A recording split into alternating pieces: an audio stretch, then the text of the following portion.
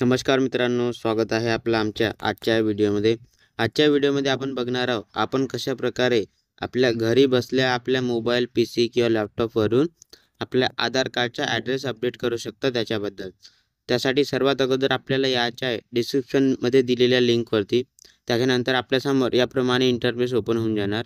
त्याच्यानंतर आपल्याला इथं लॉगिंगवरती क्लिक करायचे आहे.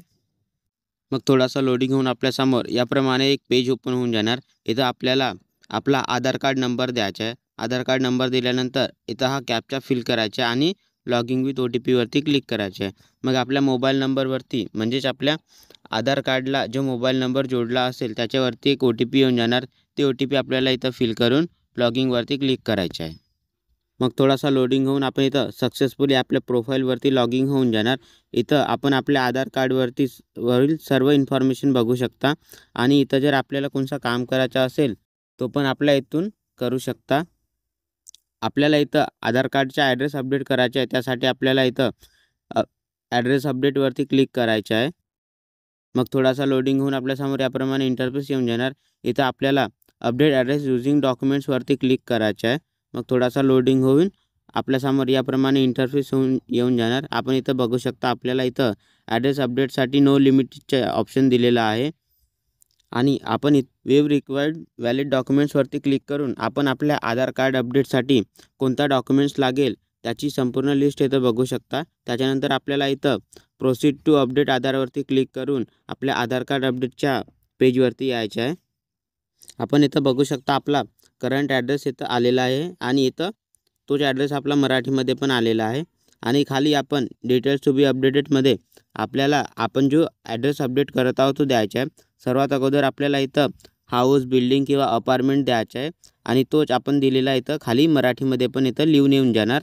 आणि हा लिहून आलेला जर चुकला असेल किंवा याच्यामध्ये काही मिस्टेक असेल तर आपण इथं कीबोर्डवरती क्लिक करून आपल्यासमोर याप्रमाणे कीबोर्ड येऊन जाणार आणि आपण तो मराठीमधला पण एडिट करू शकता.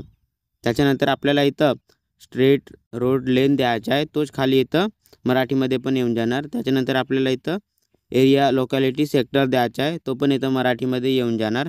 त्याच्यानंतर आपल्याला इथं आपला लँडमार्क द्यायचा आहे. हा लँडमार्क पण इथं मराठीमध्ये येऊन जाणार. त्याच्यानंतर आपल्याला इथं आपला पिनकोड द्यायचा आहे. पिनकोड दिल्यानंतर ॲटोमॅटिकली आपल्या इथं स्टेट येऊन जाणार. अगर नाही आला तर तो पण आपल्याला इथं सिलेक्ट करायचा आहे. तो पण मराठीमध्ये पण येऊन जाणार. त्याच्यानंतर आपल्याला इथं आपला डिस्ट्रिक्ट द्यायचा आहे. डिस्ट्रिक्ट दिल्यानंतर तो पण खाली मराठीमध्ये येऊन जाणार. डिस्ट्रिक्ट दिल्यानंतर आपल्याला इथं आपल्या गावाचं नाव सिलेक्ट करायचं आहे. गावाचं नाव सिलेक्ट केल्यानंतर खाली तो पण मराठीमध्ये येऊन जाणार आणि पोस्ट पण तोच असेल तर तो पण खाली ॲटोमॅटिकली येऊन जाणार आणि वेगळा असेल तर आपल्याला इथं सिलेक्ट करायचं आहे. त्याच्यानंतर आपल्याला इथं आपला एक सपोर्टिव्ह डॉक्युमेंट्स अपलोड करायचा आहे. त्यासाठी आपल्याकडे 2 ऑप्शन दिलेला आहे. एक मॅन्युअली अपलोड आणि दुसरा फेच फ्रॉम डिजिटल रिपॉझिटरीवाला. त्याच्यामधून आपण कोणता पण एक ऑप्शन सिलेक्ट करू शकता. अगर आपण मॅन्युअली अपलोडचा ऑप्शन सिलेक्ट केले तर आपल्याला इथं टिक करायचं आहे.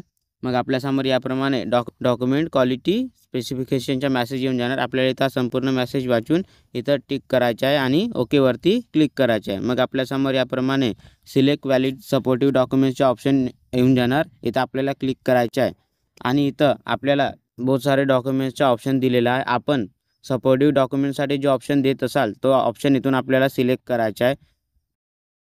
सिलेक्ट केल्यानंतर आपल्यासमोर याप्रमाणे डॉक्युमेंट्स ॲडवायझरी येऊन जाणार. इथं आपल्याला हे माहिती वाचून ओकेवरती क्लिक करायचं आहे. त्याच्यानंतर आपल्याला इथं सिलेक्ट सपोर्टिव्ह डॉक्युमेंट्सचा ऑप्शन येऊन जाणार. इथं आपल्याला क्लिक करून आपण आपला सपोर्टिव्ह डॉक्युमेंट जिथं कुठे ठेवला असेल तिथून सिलेक्ट करून इथं अपलोड करायचं आहे. अपलोड केल्यानंतर आपल्यासमोर याप्रमाणे 100%च्या हे लाईन येऊन जाणार आणि आपण अपलोड केलेल्या डॉक्युमेंट्समध्ये काही गडबड असेल किंवा गलतीने दुसरा अपलोड झाला असेल तर आपण इथं क्लिअरवरती क्लिक करून त्याला हटवू पण शकता. त्याच्यानंतर आपल्याला इथं नेक्स्टवरती क्लिक करून नेक्स्ट पेजवरती यायचं आहे.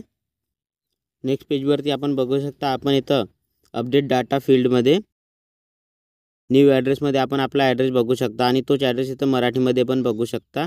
आणि आपण जो सपोर्टिव्ह डॉक्युमेंट्स इथं अपलोड केला होता तो पण इथं आलेला आहे. त्याला क्लिक करून आपण इथं ओपन करून पण पाहू शकता आणि आपण जी माहिती दिलेली आहे त्याच्यामध्ये काही गडबडी असेल तर आपण इथं त्याला एडिट पण करू शकता. त्याच्यानंतर आपल्याला इथं आय हिअर बाय कन्फर्म दॅटवरती क्लिक करायचं आहे. त्याच्यानंतर आपल्यासमोर याप्रमाणे डिक्लेरेशनचा फॉर्म येऊन जाणार. इथं आपल्याला क्लोजवरती क्लिक करायचं आहे. त्यानंतर आपल्याला आता नेक्स्टवरती क्लिक करून नेक्स्ट पेजवरती यायचं आहे. इथं आपल्याला 50 रुपयाचा ऑनलाईन पेमेंट करायचा आहे. त्याच्यासाठी आपल्यासमोर इथं 2 ऑप्शन आलेले आहेत. सर्वात अगोदर आपल्याला इथं आय हिअर बाय कन्फर्म दॅटवरती क्लिक करायचं आहे आणि इथं आपल्याला या 2 ऑप्शनमधून कोणता पण एक ऑप्शन सिलेक्ट करायचा आहे. ऑप्शन सिलेक्ट केल्यानंतर आपल्याला इथं मेक पेमेंटवरती क्लिक करायचं आहे. मग थोडासा लोडिंग होऊन आपल्यासमोर याप्रमाणे UPI कार्ड, नेट बँकिंग आणि वॉलेटचे ऑप्शन्स येऊन जाणार. याच्यामधून आपल्याला आपण ज्याप्रमाणे ऑनलाईन पेमेंट करायचा असेल तो ऑप्शन इथून सिलेक्ट करायचा आहे. आणि जर आपण QR ने पेमेंट करत असाल तर आपल्याला हा QR कोड स्कॅन करायचा आहे. ऑनलाईन इथं पेमेंट केल्यानंतर थोडासा लोडिंग होऊन इथं आपल्यासमोर सक्सेसफुली पेमेंट होऊन जाणार आणि याप्रमाणे इंटरफेस येऊन जाणार. इथं आपण बघू शकता आपला पेमेंट सक्सेसफुली झालेला आहे. आणि आपण जो ॲड्रेस चेंज केला त्याची जर आपल्याला प्रिंट पाहिजेत असेल तर आपण इथं डाउनलोड ॲक्नॉलेजमेंटवरती क्लिक करून त्याला डाउनलोड पण करू शकता. त्याच्यानंतर आपल्याला इथं गो टू डॅशबोर्डवरती क्लिक करून डॅशबोर्डवरती यायचं आहे आणि खाली स्क्रोल करून आपण इथं रिक्वेस्टमध्ये बघू शकता आपण जो ॲड्रेस अपडेटसाठी फॉर्म फिलअप केला होता त्याची इन्फॉर्मेशन इथं खाली आलेला आहे. हा आता व्हॅलिडेशन स्टेजमध्ये आहे. इथं आपला ॲड्रेस हा 1 हप्त्यामध्ये अपडेट होऊन आपला इथं कंप्लीट होऊन जाणार आणि त्याच्यानंतर आपण इथं त्याला डाउनलोड करू शकता. तर मित्रांनो, अशा प्रकारे आपण आपल्या घरी बसल्या मोबाईल, लॅपटॉप किंवा PCमधून ऑनलाईन आपल्या आधार कार्ड ॲड्रेस अपडेटचा फॉर्म फिलअप करू शकता. जर तुम्हाला हा व्हिडिओ आवडला असेल तर व्हिडिओला लाईक आणि चॅनलला सबस्क्राईब करायला विसरू नका.